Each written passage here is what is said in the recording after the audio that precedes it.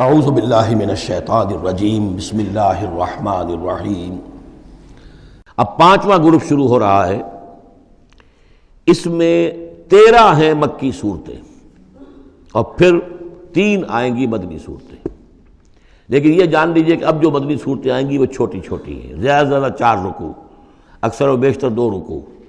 یہ جو بڑی مکیات تھیں وہ تقریباً مدنیات جو ہیں وہ ختم ہو چکی ہیں، سورہ بقرہ، سورہ آل عمران، سورہ انفال۔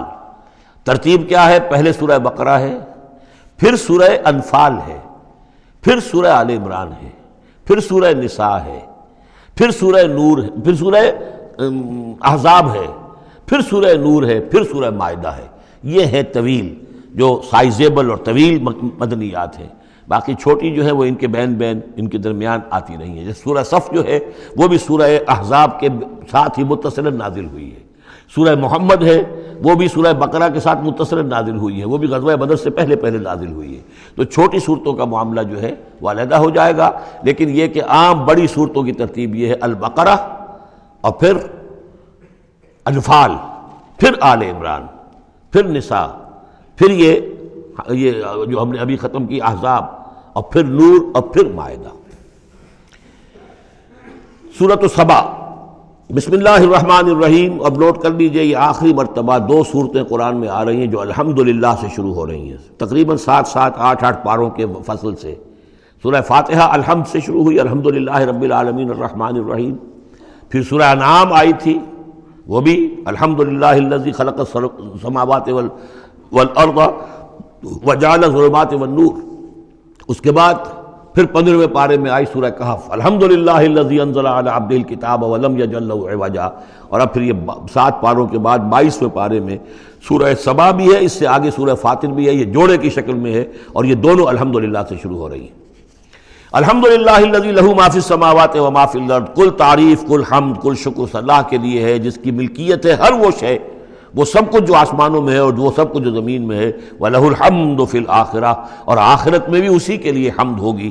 وَهُوَ الْحَكِيمُ الْخَبِيرُ، اور یقیناً وہ سب کچھ جاننے والا ہے، باخبر ہے اور کمال حکمت والا۔ اور آخرت میں جو میدان حشر میں حضور نے فرمایا لِوَاءُ الْحَمْدِ بِيَدِي، میرے ہاتھ میں حمد کا جھنڈا ہوگا۔ حضور کھڑے ہوں گے میدان حشر میں لِوَاءُ الْحَمْدِ، اب حمد کا جھنڈا لے کر۔ اور اس حمد کا خاص تعلق ہے اس آخری امت کے ساتھ۔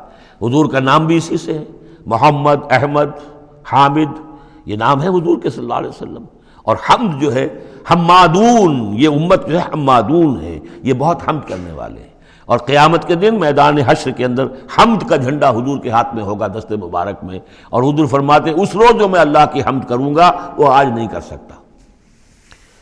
یعلم ما یلج فی الارض وما یخرج منها، وہ جانتا ہے جو کچھ زمین میں گھستا ہے، داخل ہوتا ہے، اور جو کچھ کہ اس سے نکلتا ہے۔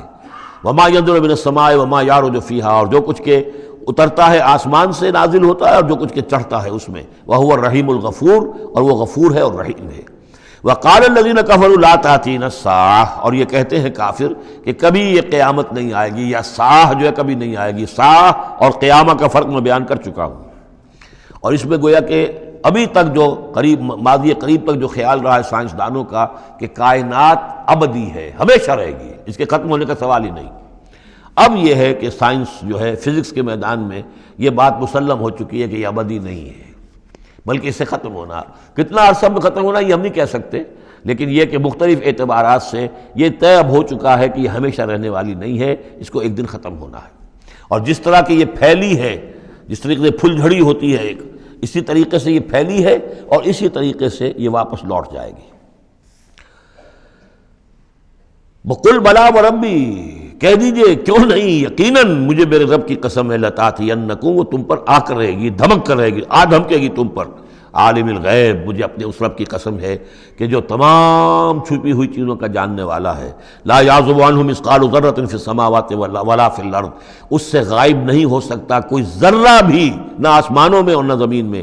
ولا اصغر من ذلک ولا اکبر، اور نہ کوئی شے جو اس سے چھوٹی ہو اور نہ وہ اس سے بڑی ہو، الا فی کتاب مبین، مگر یہ کہ وہ کتاب مبین میں، روشن کتاب میں موجود ہے۔ لیجزی الذین آمنوا، یہ قیامت جو آئے گی کیوں آئے گی؟ لِيَجْزِيَ الَّذِينَ آمَنُوا وَعَمِلُوا الصَّالِحَاتِ، تاکہ بدلہ دے، جزا دے اللہ تعالیٰ اپنے اہل ایمان بندوں کو جنہوں نے نیک کام کیے۔ اگر نہیں آتی قیامت تو یہ تو بڑی ناانصافی ہو جائے گی۔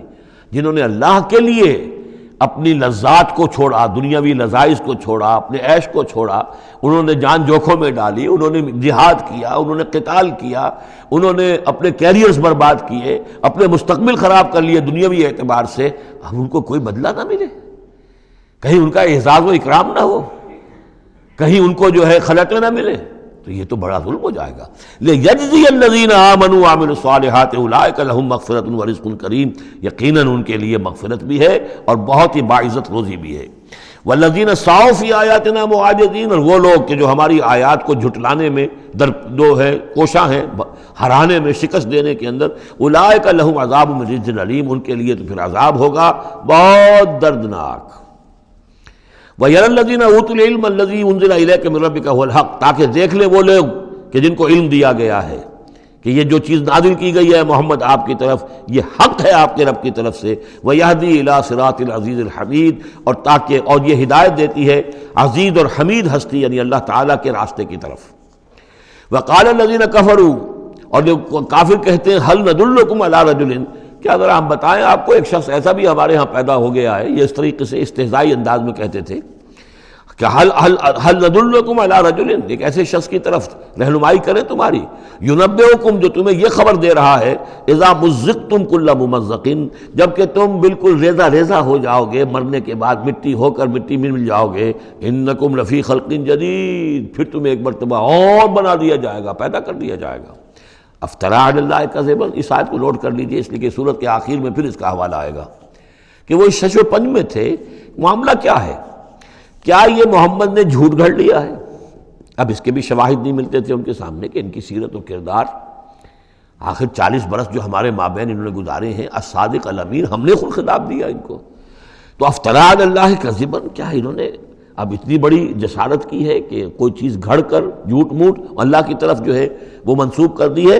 ام بہی جنہ، یا یہ کہ ان پر کوئی جنون ہو گیا ہے، وہ دماغی توازن کھو بیٹھے ہیں، یا کوئی آسیب کا سایہ آ گیا، یعنی ظاہر بات ہے کہ آسیب کا سایہ ہو گیا ہے، اور کوئی اگر ان کو جنون کا عارضہ ہو گیا تو پھر تو یہ پھر ملامت نہیں ہے، پھر تو آدمی کہہ دیتا ہے جو بھی چاہے کہہ دے، اس نے جان بوجھ کر تو جھوٹ نہیں بولا، دیوانہ آدمی جو ہے وہ جان بوجھ کر جھوٹ نہیں بول رہا ہوتا، جو منہ میں آیا کہہ رہا ہے، تو ہو سکتا ہے تو یہ ان کے درمیان گویا کہ ایک انہیں اس میں ابھی شش و پنج ہے۔ یہ جیسا کہ میں نے آپ چرچ کیا نا، یہ صورتیں وہ ہیں کہ جو درمیانی 4 سالوں کی ہیں، آخر میں آ کر جو بھی وہ پوری طرح پولرائزیشن ہو گئی تھی وہ تو ہم پڑھ چکے ہیں، 14 جمع 2 16 صورتیں تقریباً، ان میں سے ایک نکال دیجیے سورہ ہجر، تو 15 صورتیں وہ ہیں کہ جو آخری 4 سال جو ہیں آپ کے قیام مکہ کے اس دور کے ہیں، اور یہ جو 2 گروپ ہیں درمیانی مکی صورتوں کے، یہ ہیں درمیانی 4 سال، ان میں سے بھی سورہ شعراء کو نکال دیجئے کہ وہ ابتدائی دور کی صورت ہے، باقی یہ تقریباً سب کی سب وہ صورتیں۔ تو ابھی اب ان کے اندر بھی خود بھی ایسے لوگ تھے کہ جو شش و پنج میں تھے کہ ہوا کیا، ماجرا کیا ہے، کیا واقعی محمد نے اتنے سچے صادق الامین انسان نے جھوٹ گھڑ لیا؟ یہ بات بھی کوئی سمجھ میں نہیں آتی، اور کیا ان کو اوپر کوئی دیوانہ پن طاری ہو گیا ہے، کوئی جنون کا عرصہ ہو گیا، یہ اس کے بھی شواہد نظر نہیں آ رہے۔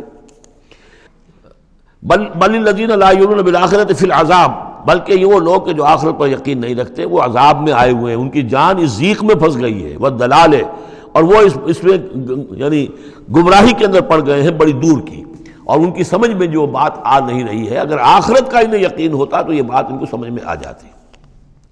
افلم یروا الی ما بین ایدیہم وما خلفہم، تو کیا انہوں نے دیکھا نہیں جو کچھ ان کے سامنے ہے اور جو کچھ ان کے پیچھے ہے، من السماء والارض، آسمانوں اور زمین میں سے۔